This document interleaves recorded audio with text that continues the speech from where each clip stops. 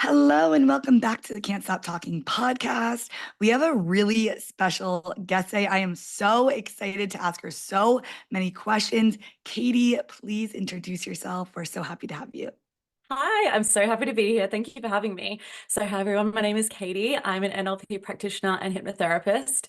So, what I do is all about helping people break out of subconscious patterns that they've been in, essentially. So, if there's any patterns of behavior, any results that you're not seeing despite putting in lots of effort and trying to change or going to therapy, it's all about subconscious reprogramming. So I use tools in NLP hypnotherapy to help people break out of those old patterns, old ways of being, so they can start changing the way they think, behave, and then they can start seeing better results in their life. We are obsessed with subconscious reprogramming on this podcast, so we're so happy to have you. Tell us about like how you got into this field. Oh my God, I've had so many different jobs. It's insane. I'm one of those people that's like job hopped for years, but I finally found my thing. It's Yes. very exciting. So I actually used to be a teacher back in the day. I taught little kids, and then I was like, do you know what? This isn't for me. I'm not feeling this. Then I went into marketing, and then during COVID, I started my own business and I started doing social media management, classic gateway into coaching. I ended up doing sales and marketing coaching, but I've always been so interested in self-development. For all in my 20s, was always reading books about psychology, self-development. And then when I entered the coaching space, I was like, oh, I started hearing more about NLP and I was really intrigued by that. I was then coached by people that were trained in NLP. And then I had had hypnotherapy done on me. And I was like, this is amazing and life-changing. And I started to feel much more of a pull towards that. So then I became NLP and hypnotherapy qualified, and the rest is history. I'm obsessed. What was the first thing that you had hypnotherapy on? So the first thing, well, I did it as obviously part of the training that I Yes. had, but then the main one that I had hypnotherapy on was about my love life and dating, which I know we're going to come to on in the podcast and go into it now if you want. But Yes, yeah, yeah, let's just get right into it. And I wanted to say, like, I always feel like teachers and then the marketing degree, but teachers always make the best coaches because they're so good at teaching the concepts. I was not yes. one, but all the teachers I see, I'm like, binge your videos because I'm like, you teach it just so well. You're teaching, like, I always say, tell people to teach it like you're teaching to a fifth grader. So it works Exactly. perfectly. Yes. It does. So yeah, tell us about, I saw a post that you said you ended a 9-year pattern of dating emotionally unavailable men. This is going to help so many people. Tell us all about that. Oh my God, I went through it. I went through it. So I was in a relationship in my early 20s and he was great, lovely guy. And then I don't know what happened, but I had the worst time after that. I've moved around a lot. So I'm Australian. I lived in Perth. And then after that breakup, I moved to London and I was in London for 4 years and then back home in Perth for 2 years. And now I'm in Edinburgh. But everywhere I've been, it was the same story again and again. I would, go on the dating apps. I was wanting to meet someone. I've always been like more intentional with the way I dated. I've always wanted to meet someone. I've never been like, oh, I don't care. Like, good for you if that's how you are. But I am not like that. Like, I'm always like, no, I want to meet someone special. I want a relationship. And I was just finding that I was dating the same guy in a different font. And it was really hard to detect. I'm very good at walking away from red flags. So it wasn't that I was like, oh, I see a red flag and I love it. It was more that these guys were so sneaky in the fact that they weren't emotionally available. So they would act like they were really into me and they would pursue me and everything would be going great. And then we'd be a few months down the line and things would start to get naturally a little bit more serious because obviously your expectations increase, you're getting to know someone more. So you're getting more vulnerable, they're getting more vulnerable. And that was the point at which they would always pull back. And they would be like, do you know, well, actually, I had to initiate the conversation, of course, because these men Yes. lacked a bit of integrity, right? So they couldn't actually have the conversation. I was like, hey, I'm noticing that you seem a little distant. You're pulling back a bit. What's up? Is anything wrong? And they'd be like, look, I really like you. I think you're great. But I just don't think I'm ready for a relationship. this happened to me so many times, and I had tried everything. Like I was like, okay, I mean, who's the common denominator? It's me. So let's look at who I'm dating. Let's look at the pattern. Let's try and see if there's any signs. I went to therapy because it really knocked my confidence. Like when you Yeah, find that you're getting rejected, and it's not like I was always the one getting rejected, but of I course. did find that this was the pattern, right? So it does knock your confidence, self-esteem. You're lonely. Like it was horrible. And I just found that my confidence was so low. This is probably in my mid 20s at this point, later, maybe late 20s. I tried therapy. That was really effective. It really did help, but I still found that the pattern was there. And it just kept continuing, kept continuing. And I was like, oh my God, I like myself. I think I'm great. It's not a self-esteem thing anymore. So what is going on? Why am I still encountering the same thing, same Yes. thing, same thing? And it was really funny that I didn't think of subconscious reprogramming sooner, seeing as that is what I do. Yeah. It's really strange, isn't it? And I had done a little bit of work, like NLP work on it, and I still didn't see a difference. But then I was like, do you know what I haven't tried? I haven't tried hypnotherapy on it. Wow. And so one of my friends had a client who was a hypnotherapist. I'm a hypnotherapist too, but obviously I don't want to do it on myself. Like I want Yes. someone else to do it for me. And so she was like, she was so great, like go to her. And so I went and I got hypnotherapy, and I had 6 sessions over the course of like 8 or 9 weeks with her. And the pattern that I was in for 9 years has stopped. It's wild. I'm obsessed. And was it like an immediate feeling change, or was it something that like you kind of wouldn't have noticed until you were actually paying attention that the pattern stopped? Well, it was so interesting because at the time of getting the hypnotherapy, I was actually seeing someone who I really liked. And I was like, oh, didn't even need the hypnotherapy. Like, this guy's so great. I mean, the same thing happened, right? He turned around, was like, I'm not ready. I'm fresh out of a relationship. Ugh, feelings. And I was like, oh my God, okay. And I was absolutely done. And I thought, oh my God, this hypnotherapy is not working. But, I had met him before all this is going down anyway. And so I was like, I'm going to take a break. And then I went to Australia, came back in January, and yeah, and then I started dating again. And I just found that with hypnotherapy, it's so interesting. It's not like you wake up one day and you feel like a completely different person. Well, that wasn't Agreed. my experience anyway. It's almost like you just notice that things shift a little bit, and oh, that thing I used to worry about, I don't worry about anymore. Oh, that experience I used to find myself in constantly, I haven't experienced that in a while. And so what I found when I started dating again is I met guys that were great and that were looking for a relationship and like I was interested in, for one. So that was also really refreshing and really nice. And I was sort of meeting men that were like more vulnerable, like more emotionally ready to talk about things. And I hadn't experienced that in a very long time. And I was like, oh my God, is this what I've been missing out on this whole Yes. time? And it's really interesting as well. It's because it's not like I didn't meet emotionally unavailable men. It's the difference is that I could spot it so much faster, and I wasn't attracted to it anymore.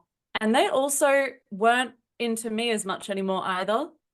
They So knew you it could was, smell the they could smell BS. it. Yeah. Yeah, exactly. It's like we could smell it off each other that like she's not going to be into this. She's not really attracted to this. I'm not attracted to her that much either. Or at least like I just wasn't willing to keep dating someone. Like I would just be like, no, I'm not interested. I'm bored.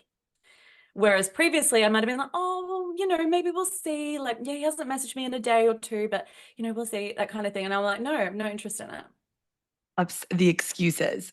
That's always what I know Yes. when people are making excuses. I'm obsessed with this. And one of the main reasons I'm obsessed with reprogramming your subconscious mind is because, like you said, it makes you feel like there's something wrong with me. And yes, you were the common denominator, but there wasn't something wrong with you.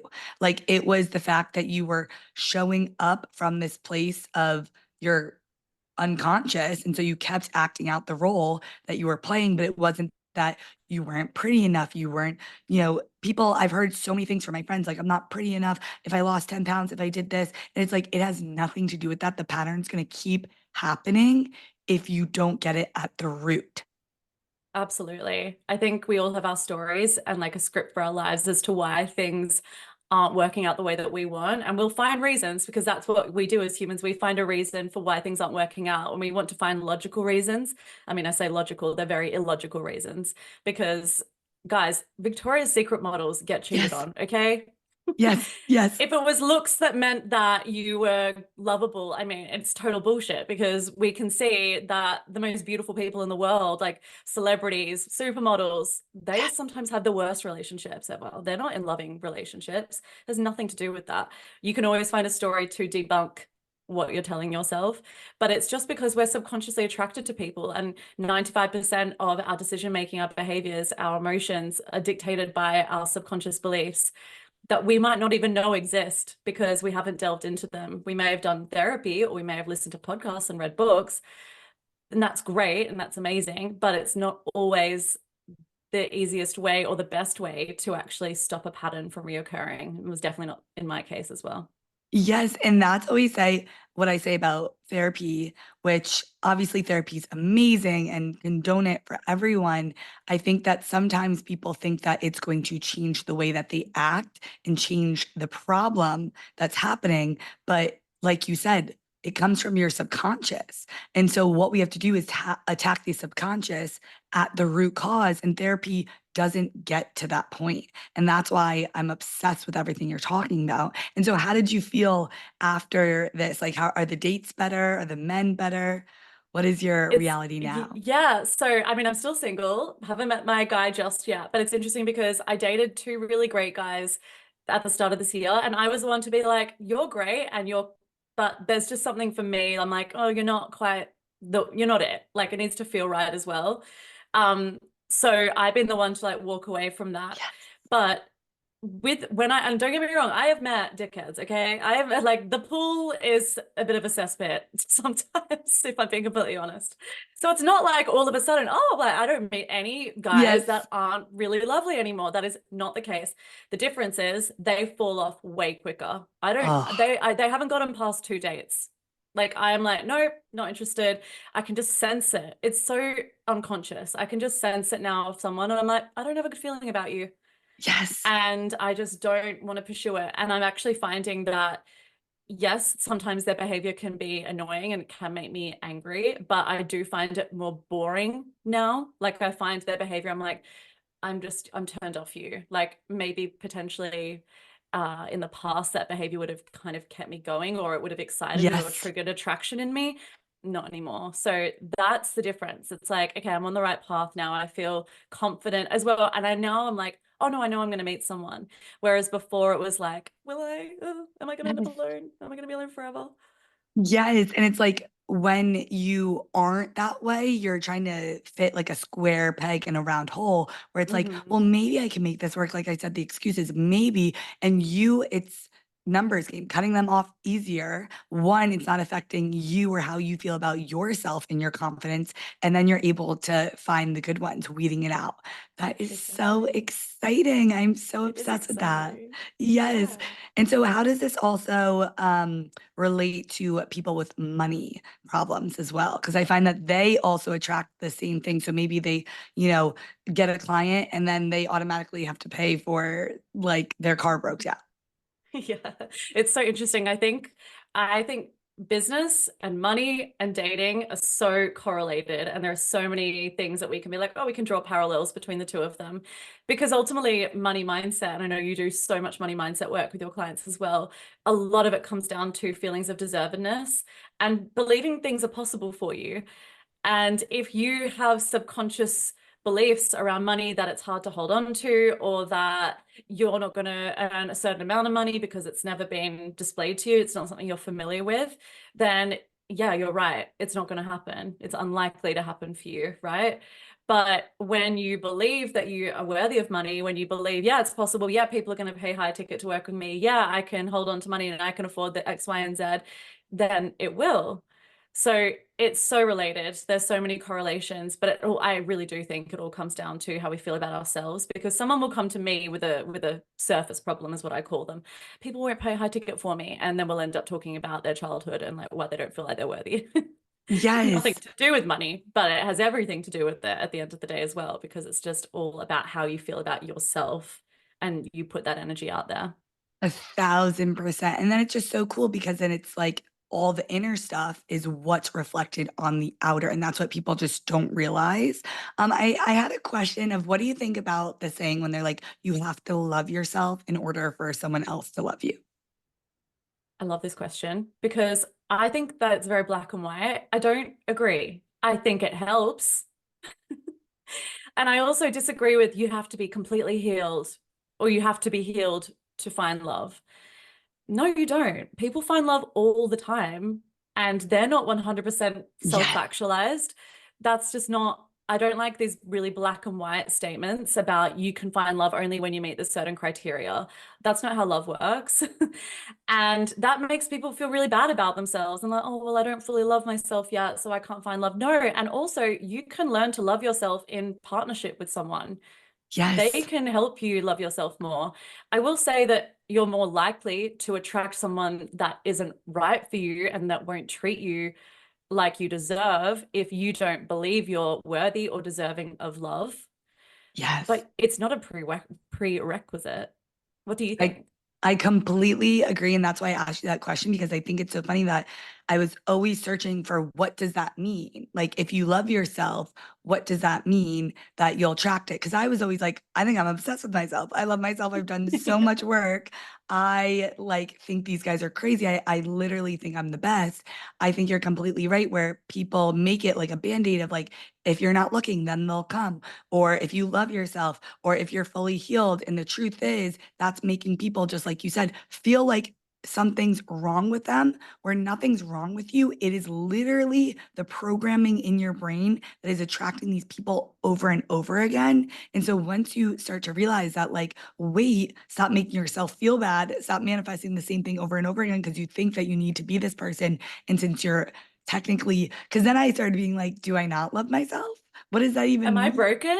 Yes, yes. But Yeah. now to me, self-love means you'll do the work like hypnotherapy. You will set the boundaries. You'll do those things in order to attract the person. But that doesn't mean that, like you said, we need to have these prerequisites and I can't even talk, but in place to attract the money, the love, these things. That's what I really feel like will keep you stuck in that same pattern.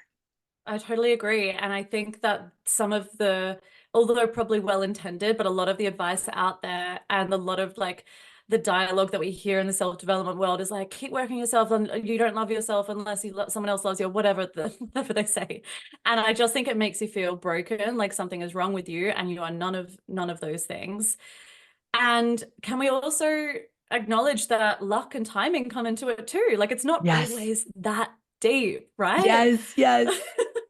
Because then you get Like, stuck in this. exactly, you get stuck in this thinking, oh, it's always I've got to do more work on myself. Like, don't get me wrong, like, yeah, like love yourself and do nice things for yourself and do the work when you feel like you want to and when you feel called to do it.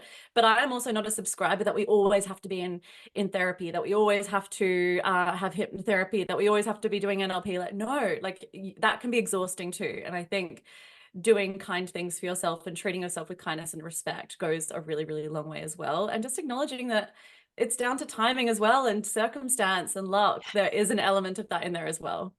I love that so much. And even the fact that I feel like when people feel that way, they start adding things to their plate. And that's even what I say with like manifestation or your strategy in your business that people think when they don't get instant results, they're doing something wrong. And so they keep, I need to fix this problem. I need to add this. I need to keep, manifesting more and more and more. And in reality, what I found a lot of the times is you're usually doing the right routine. You're doing the right manifestation routine. You're doing the right strategy. You're doing the right things. You're just not doing it for long enough in order to see the results. And so that's what gets people to start thinking they need to do more. And then obviously with TikTok and, Instagram, there's always something new that someone's saying to do. And so they're just adding so much to their plate. And you're right. Sometimes it's luck, sometimes it's timing. And just realize that like you are in the right place at the right time. Nothing's wrong with you. But if you're noticing these patterns, it is your duty to, hire Katie and get them fixed.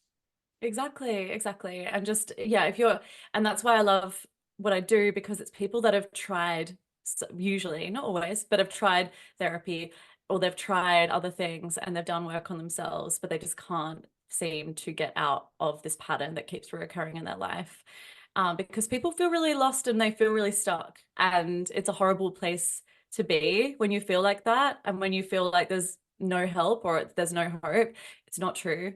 There is. And yeah, I just wish more people knew about this because Thousand it's life percent. So changing. what are some of the things that you've helped your clients with hypnotherapy? So many different things. So a lot around finances. So some people really struggle to receive and hold money. And so what I mean by holding money is that they can earn good money, but they are like, it slips through my fingers. Like I just don't know where it goes at the end of the month, or they get into debt, or they, as you mentioned before, they earn good money and then a bill comes in. And so there's issues around there around being able to hold money. I've had people come to me with help with relationships as well. So they're in toxic cycles of getting into relationships with the wrong people. I had someone come to me recently who struggles with gambling. I've had people come to me with issues around phobias, so fear of flying. Like it can be anything that you want to get rid of, any cycle, any way of thinking or behaving that you just are over, and you're like, no, no, no, I want this to stop now. I'm done. Love that. That is what hypnotherapy and NLP can solve. Yeah, it's Oh amazing. my gosh, it does everything. It does wonders. And what I really love on your page is you go through different characters. So for example, Carrie Bradshaw and people in TV. And I love that you do that because they are romanticized. We've been like taught from a young age to go for the toxic person in books. Like it looks like, they changed the boy. And Bradshaw, or the way that, Samantha on Sex and the City, she, actually underlying was emotionally unavailable.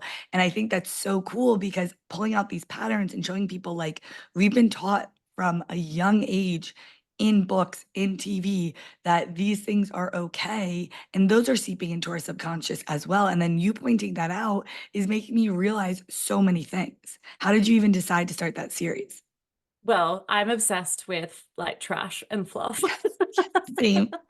Not that I'm calling Sex and the City trash because it's like objectively great, but like I love reality TV. And so I was like, do you know what? Reality TV is so good at like I love to analyze the characters on the shows, and I love to be like, they're doing this and they're self-sabotaging and I can see this pattern really clearly.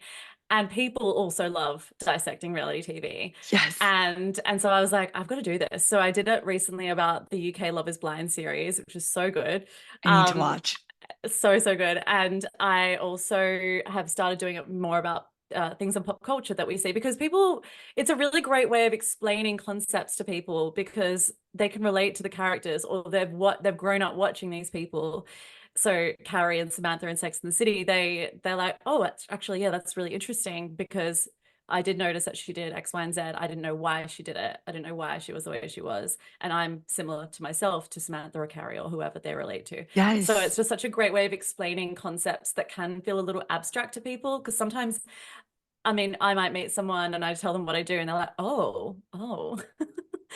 But if I talk to them in a way that it's easily digestible, and you talked before about explaining things to, a 5-year-old, not that we really show Sex and the City to a 5-year-old, but you know what I'm saying? Yes. It's just a nice way of like explaining. It's fun as well. Like it's like combining all of my interests. So yeah, I love it. Oh, I think it's genius because then, yeah, exactly that. You're watching it and you're seeing yourself in that character and it explains it so much better. And then you're like, maybe I also should get hypnotherapy for that. So is that your favorite tool to use with your clients, or do you just use a bunch of different tools under like NLP and subconscious reprogramming?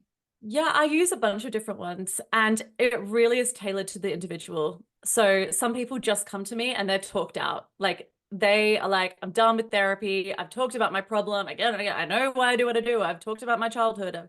And I'm like, okay, cool. Hypnotherapy is for you. And that was definitely me. When I went to see a hypnotherapist, I was like, don't talk to me. Yes, I'm done yes. talking. And yeah, and then in my 3-month one-on-one coaching, I do a combination of many things. So some of it will be NLP techniques, some of it will be like a lot of mindset coaching, which is a lot of like questioning and pulling out answers and information from the client, and then hypnotherapy as well. So it'll be a combination of lots of different things, but it's always very tailored because some people respond better to different things. Some people do not want hypnotherapy at all. Like they're just like, no, that doesn't resonate with me. And totally fair. So we'll do NLP or we'll do mindset coaching. But yeah, I love using all of the tools. Oh my God, I feel the same way because I always say it's intuitive. Like in my membership, I just give Hmm. them a bunch of stuff and I'm like, wake up that day and decide what you want to do. Because, like you said, some days you just don't want to talk. Some days you do want to do the exercise and you're all in. And that's what really gets you to your goal, just like health and fitness. It's like if you made yourself go to a workout class every day, you'll probably stop at some point. But if you just told yourself, like, how do I want to work out today? Then you'll might wake up and just go for a walk and do what you want that day. So I love Exactly. that. Yes. Yes, something that I also read that I was obsessed with, and you talk about the other shoe dropping Hmm. from the book The Upper Limit. And I'm obsessed with this because I truly believe that people think that they have a fear of failure, which some people probably do, but usually it's a fear of success. So, what do you think about the other shoe dropping? Oh, this is something that I really struggled with before I went to hypnotherapy because that was always what I believed. When I dated someone, I was like, "Oh, let's just wait for this to go to shit." And it did. Like I had every reason and right to feel like that because that was what was happening to me. So it wasn't like it was totally logical, but it's obviously not serving me because I was putting this out there and that was how I was going about things. But yeah, you're 100% right. A lot of people think they might be afraid of failure when actually they are afraid of what could happen on the other side of success, what that might mean for them, how that might change their life. Well, a lot of the time we're afraid of change. And a lot of people are worried about, okay, but what if this doesn't happen? Or this great thing's happened, but can I sustain it? I mean, that's a huge fear, especially for people in business. I've had my highest cash month ever. Yay. Oh my God, can I sustain this? How am I going to do this again? How am I going to replicate it? They're worried about the other shoe dropping. It's such a common one. Yes. And how do you get over that, the other shoe dropping? Yeah. So a lot of what I do with people is around NLP and obviously hypnotherapy. So they're like the strategies, but I go back to self-trust a lot. And it's a topic that comes up again and again with my clients because they'll be like, I'm worried about if I'm on the right timeline. I'm worried about I should be here, I should be that, I should be this, I should be this. Or what if this happens? And I'm like, all you need to do is trust that your future self will be able to handle it. I love that.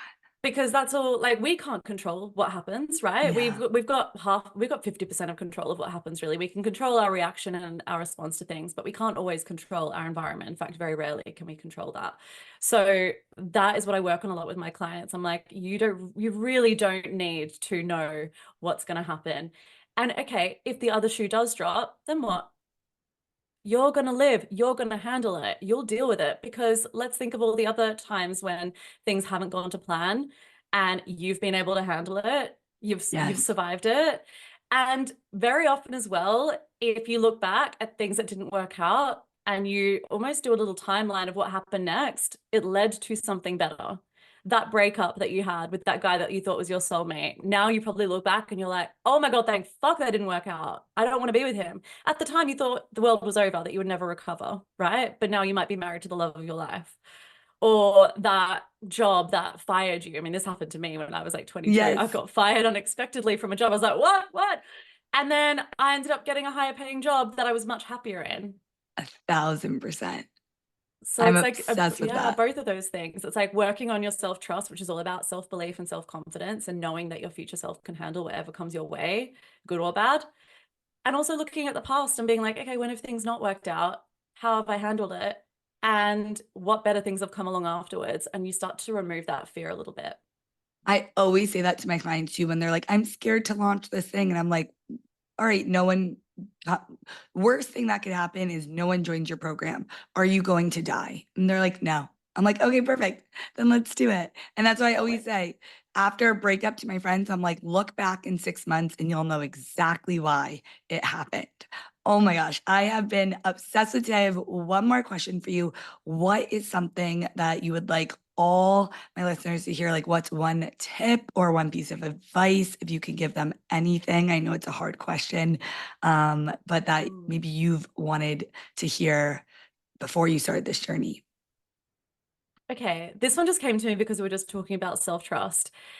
And it goes back to the tropes that we commonly hear, things that it'll happen when you least expect it, or you know, all the other things that we were talking about. I can't even remember what we were saying now. You have to be fully healed in order to get this, and you start to feel a bit broken and you start to be like, but I'm trying. Something we hear a lot is trust the process, trust the process. And that can be a really, really hard thing to do. And so if you find that the process is not processing the way that you want it, and just things aren't going the way you want, and you feel like you're on the wrong timeline and you're putting all this pressure on yourself and you're not as far ahated in business as you wanted to be, or you haven't met the right person yet, or whatever, because I think especially with women, this is something that we struggle with a lot. Yes. And so it goes back to self-trust. I always say to people that are really struggling with trusting the process, I'm like, you don't need to trust the process. Trust yourself. Work on trusting yourself. And as a byproduct of that, you will naturally start trusting the process more, because you know that whatever comes your way, you will be able to handle it. And you know that you are meant where you are meant to be. So work on building that self-trust. And you can do this in really simple ways. I always think start small. So just keeping small promises to yourself, treating yourself with kindness. So doing things that make you happy. I think when you run a business, and I know a lot of your clients are business owners, right? So we forget to have fun, which Yes. sounds really Yes. bizarre, but we forget to do things that bring us joy, like having a creative hobby or singing, or I don't know, whatever it is that brings you joy. And so doing things that actually fill your life, so you have a really full, joyful, fun life. And then keeping promises to yourself. So it can even be something small like, okay, I'm not going to press snooze on the alarm every morning. I really want to keep that promise to myself. Or I'm going to drink a glass of water before I have my coffee every day. And when you start doing little things like that, you can get bigger and bigger. And then you start building more trust with yourself, and that increases your self-confidence. And then you will naturally start to trust the process more, and you won't put on all this pressure of this isn't happening in the right time. Or if you get Yeah. rejected, you're thinking, oh, that's the person that I was meant to be with. You're like, no, that wasn't for me. I trust that I'm going to find what I'm looking for. So that was a big, long one, but that's what I would say to people. That was beautiful. I'm obsessed with that. I love that. Thank you so much. Please tell us, where can we find you? Plug yourself. Where can they work with you? Tell us everything. Sure. So the best place to find me is on Instagram. I hang out there a lot. So my handle is at Katie Bambrick Coaching. So go and find me as in Katie Bambrick Coaching, not at Katie Bambrick Coaching. And you can work with me in one-on-one is probably the best place. I also do have a membership as well, but the best thing to do is probably just reach out to me via the DMs and just say that you came from the podcast and you're interested in working with me, and I can offer you the best suggestion for you. I love that so much. Thank you so much for coming on. I'll put all of her links below so that you guys can find her, but it has been an honor. Thank you so much. Thank you so much for having me. I've loved it.